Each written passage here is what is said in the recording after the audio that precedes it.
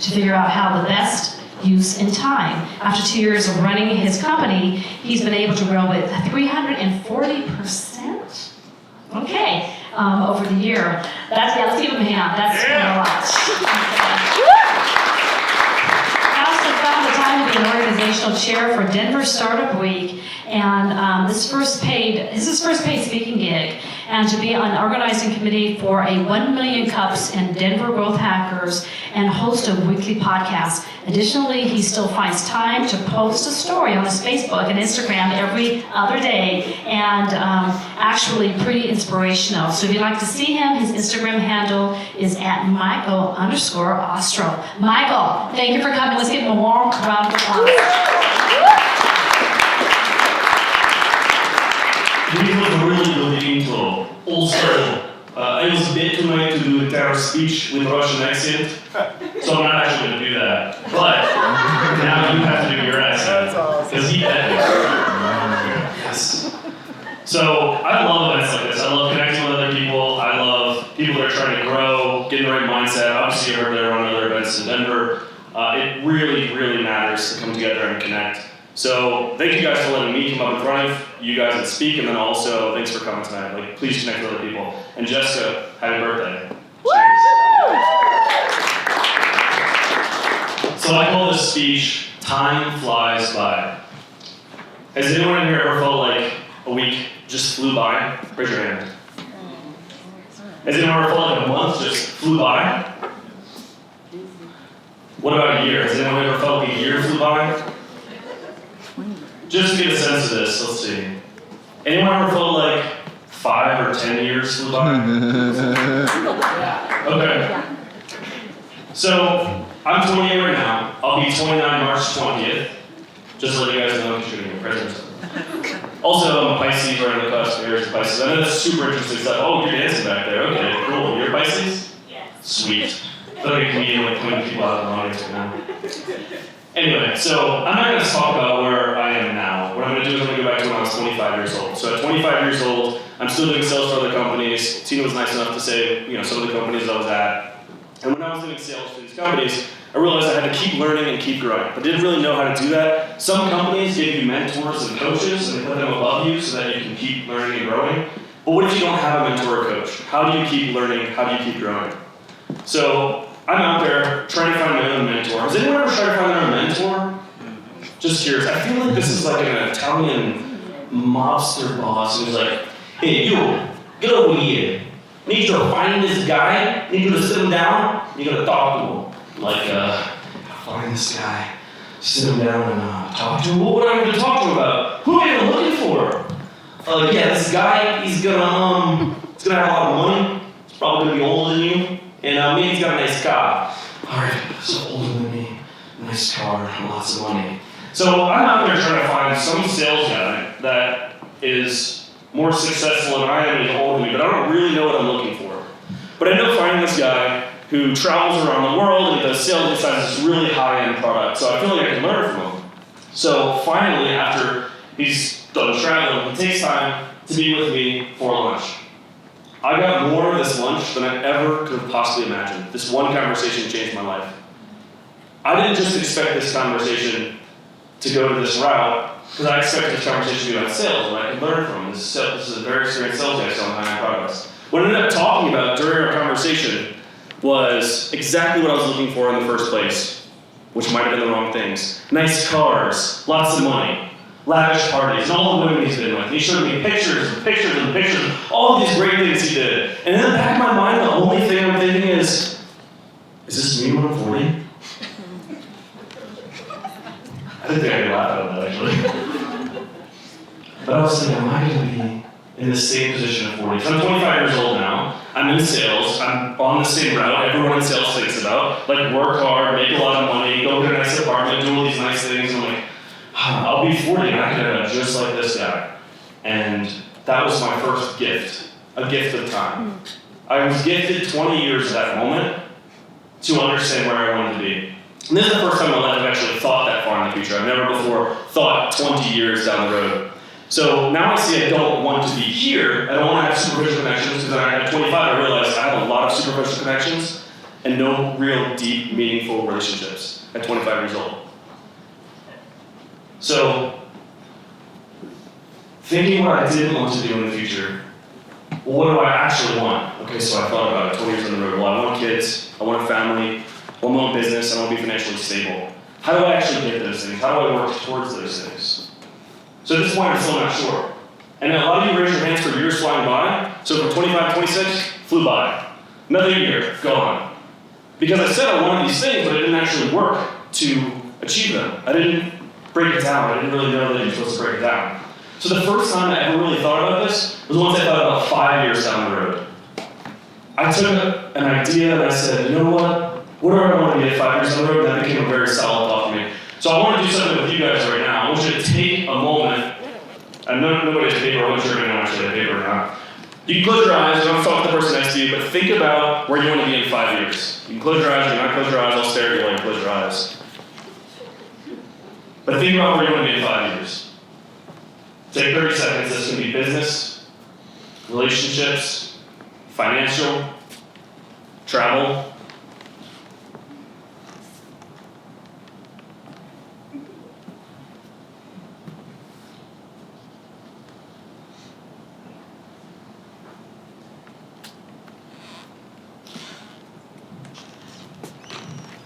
Okay, hopefully you have some kind of thought. So, raise your hands if you thought about a financial goal.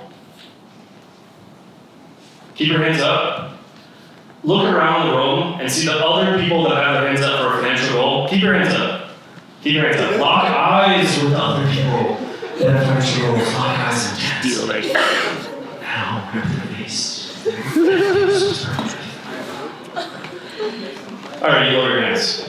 So the reason I said keep your hands up is because you want to connect with someone that has the same goals as you, the same mindset, the same growth pattern. You want to hold them accountable, you want to build a sense of community that holds you accountable. You got to work towards your goals. You have to have someone hold you accountable for it. So who had family goals? Raise your hand. Look around the room. Make intense eye contact with everyone else that has their hands up. That was really intense. That's cool. Who here has, let's see, business or career goals? Raise your hand. Ooh, a lot of people. Man, you can walk around to anyone and just start that conversation. So actually do it later on. If you saw someone else's hands up, go start a conversation with them afterwards about those same goals. I think that's extremely, extremely important. So anyway, I'm thinking 5 years down the road, what are my goals, right? So I start thinking about, I want my own business. This is when I'm 26 years old, so I'm thinking 31. I'm going to solidify these thoughts. At 31 years old, I want my own business, and I want to be a speaker. I don't really know how to achieve these two things, though. So right now, you close your eyes, you thought about some of these goals. How do you actually work towards those goals? We have to break them down and be a little bit more granular. So for me, I thought about, okay, my own business at 26 years old, everyone keeps telling me, save up money. Wait till you're 31 years old, and take that money, you got that nut saved up, and then you can quit your job and start your company. Okay, that's one option. The other option is like quit now and then start with nothing, and then maybe in 5 years I'll actually have something. All right, cool. What about speaking? Speaking, well, first of all, I have to get comfortable speaking in front of people. And the second thing, I gotta actually get speaking gigs. Okay, cool. So I understand those two things, but how do I actually work towards them? That's when I realized everything has to be broken down extremely granularly. That's why people say, like, start with a 20-year goal, and 10-year goal, 5-year goal. Have you guys heard that stuff before? Like, start with a long goal? Oh, really? Nobody in here? Okay, cool. Some people have heard about that in here. So, one mentor told me, start with your funeral. Start when you're dead. He's like, no, start with your dead, and then what everyone is talking to you about. Well, I actually did this, and it was very difficult when I started working back from that. So, rather than starting all the way to your funeral, what I would say is start 5 years down the road. You have to break that down even more granular after that. So after 5 years, you want to break it down to a year. So what I would leave you guys with, if you did think about where you want to be in 5 years, think about where you want to be in 1 year. I'm going to break this down for you. Essentially, I would say this is a homework assignment because March is about to happen, and you're in this year. And a lot of you raise your hands for time flying by. So if you want time to stop flying by, I would recommend doing this homework assignment. I'm going to come over to your house tomorrow and make sure you're doing it. So, who wants to be over there? Why?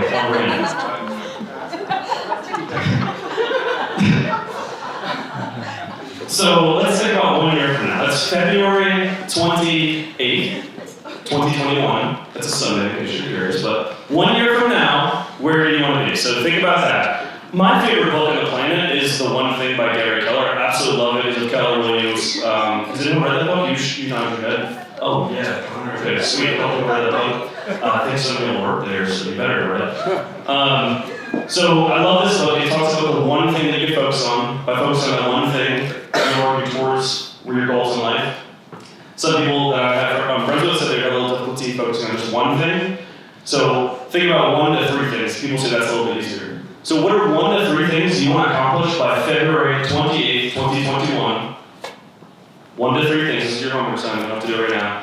From that, we're going to break that down into months. Because if you don't break it down into months, a lot of people, the majority of you raise your hand and said at least a month has flown by. And if you let a month flow by, then 6 months will flow by, and then it's mid-year and you're thinking, well, I'll start that later. The thing I've always wanted to do, I'll start it later.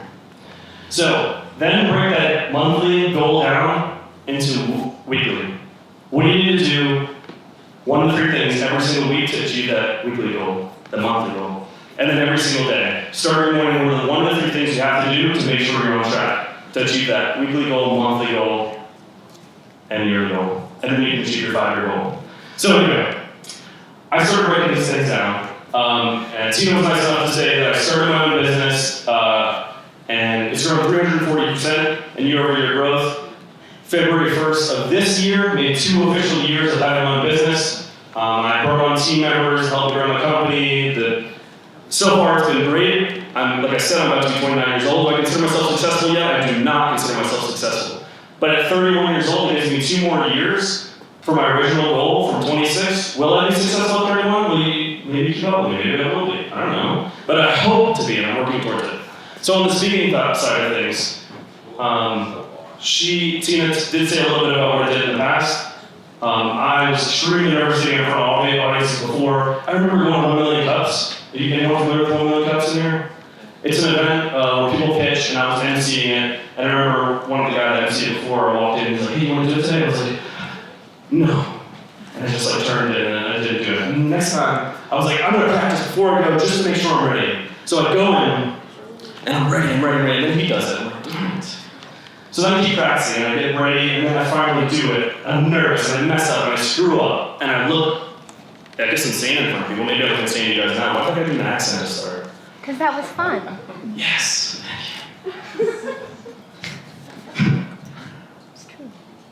So, breaking it down and trying to see my speaking career, where I wanted to go, I didn't actually know. So I was still just out there trying random things. And I started getting a couple speaking gigs every now and then until I created another event in Denver. I became an organizer for Denver Startup Week. Is anyone familiar with Denver Startup Week? Yeah. Awesome. I'm the maker track chair for Denver Startup Week. And then I got my first paid speaking gig last year, and I'm getting more public speaking gigs like the one I'm doing right now. So thank you guys for being here.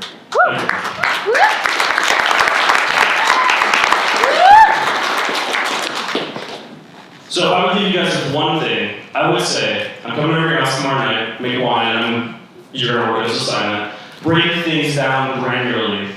Break it down to the 1 to 3 most important things you have to do today, so you can be on track for this week, this month, this year, so you can actually be where you want to be in 5 years. If you do not do this, you are setting yourself up to be in the same place 5 years from now where you were today, because you're not actively working towards the goals that you have in life. If you want to achieve the things you want in life, start now, because time can fly by. Thanks. Now we have an opportunity, you've listened to all 4 speakers, we're going to take an opportunity to have a question and answer. So we'd like you to raise your hands if you have a question and we'd like to just address to the speakers. Who has a question? Yes, sir. So all of you talked about... Can you stand up? Thank you. So all of you talked about having goals and using that goal as your center of integrity for how you drive your decision making. How do you determine if the goal that you think you have is actually valid and worthwhile, or just a wild hair? That's a good question. Who'd like to answer that?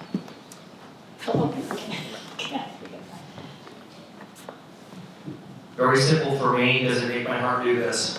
Come on now. Oh, Come on. very good, thank you. Okay, Michael. I guess it was this action movie approach, but I got some wild hairs, we'll see. But when I thought about the 5-year plan or where I wanted to be, I knew that I wanted to work towards these things because they do make me really excited. Like, I am passionate about them. There's just so many things that people tell you to work on, or like when I sat down with a guy that I wanted to be mentored for a moment, and I realized that this isn't where I wanted to be. I was like, okay, I'm working towards the things that people are telling me I need to. But what do I really want? And I actually go back to it about like every day and in the morning I think about what am I working towards in life? What do I really want in life? Because you can get lost. That's a good question. Very good, thank you. And yes, we have some more answers. Thank you. I'm very simple with it, is if you gave your word to it, then it's yours.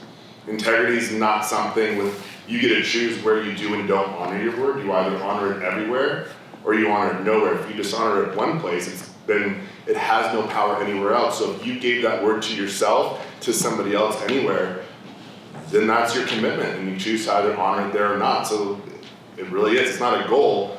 What did you give your word to, and then choose to honor it or not? This is actually something really important to consider. So I mentioned that I do all this work with healing, and one of the top things that came out of the study that I put into my full body success mastery program is focusing on your reason to live. And I mean, that's literally what helps people survive terminal diagnoses. One of the tips that I will give you, because I go to all these business development trainings, and they want you to write your goals over and over again and have all these things around you to remind you. If it is truly your reason to live and truly your passion, you will feel it all the time, and you don't need a single thing around you to remind you of your goal. Thank you, thank you. Yes, Brandon, you have a question? I would like to go on what you said with integrity and keeping your word. Hello, everyone, that was super awesome. Happy birthday, Jessica. You look gorgeous, everyone looks gorgeous. I have two things. One, for you guys to be thinking about is, if you were to die in 1 week, would you be happy? And if not, what would you do to be happy by the time you die? But going back to integrity, what if like 3 years ago I made a promise to myself that I was going to do this and I'm going to stick with this and this is blah, blah, blah. But life happened and my priorities changed and I realized that what I thought I should be doing wasn't what I was doing. So do I keep hanging on to that integrity because I said it? Or do I accept that sometimes having integrity is by like just honoring what's truly going on in my own heart, and then I guess just being transparent about it. But there's that. Okay, who'd like to answer that question? So it's really great that you said it, and you said a key word. Integrity is not keeping your word. It's always honoring it. Now, did you make that goal to people, and did people start to relate to you as that? Yeah. But you can clean up, I'm not going to do this. You deal with the impact of it not getting done on yourself and other people. And then you either make a new promise of I'm going to do this later, or I'm not going to do this, and here's what I'm committed to now. But whenever you give your word, you can always honor your word. You're not going to always keep your word unless you don't give your word too much. But you can always honor your word. And part of honoring it is completing it and dealing with the impact of not having kept that promise. I like that. It's so important to just be honest and be aware and even communicate, okay, well, something's different now. And this is why, and this is where we're going. In the last Great Minds meeting, the theme was the power of consistency. And if you hear all the steps of my life, I mean, I was an engineering major, and then I was living at a yoga community, and now I'm doing all these talks on motivation and health and healing. And what I realized is the time point, right, and you were getting at it, is I'm honoring the word of God, you could say. You know, you're talking about feeling. And so what is consistent is that I'm always listening to, like, what is that divine message for myself? What is the intuition telling me? What is my feeling telling me? And that's what I've decided that's what I'm committing to in life. And that creates space to transform to what you're being called to in each moment. Thank you, thank you. You had a second question. Did you want us to answer that? Yes, I was gonna say, yeah, I was maybe have Mike and Brad have a stab at that. So if you were to, the question's correct, if you were to pass away in a week from now, would you have been happy? Let's follow the Are you happy, and what would you do to get there? Yes, I would be happy. I kind of have a rule with myself. If I go more than a week-ish and I am not fulfilled in that week and I'm not really living up to my fullest potential, then I know I need to change something in my life. So I try to run on all 8 cylinders at any given time and live out my mission and vision. So if I die next week, yeah. Because I'm gonna. I think I will be living my rock star life. My kick-ass action, really rock star life. Can I be vulnerable? Yes. I think if I died next week, I don't think I would be happy. I think I'm still in a process of working towards something. Unfortunately, I think about that, and I think about, I love flying, I love being in planes. I've always loved that my entire life. And if I was on a plane now, because I've traveled a little bit, I'd get nervous on planes now. I was never nervous before because I'd be happy if I died at that moment. Now I get nervous on planes because I'm afraid to die. I think being afraid to die is that you're not happy with your life at that moment. Anyway, I'm going to Japan March 25th, and I've always wanted to go my entire life, so could I just wait to die till after that? Yes. Cool. There we go. Thank you, Ryan. Okay, it's just like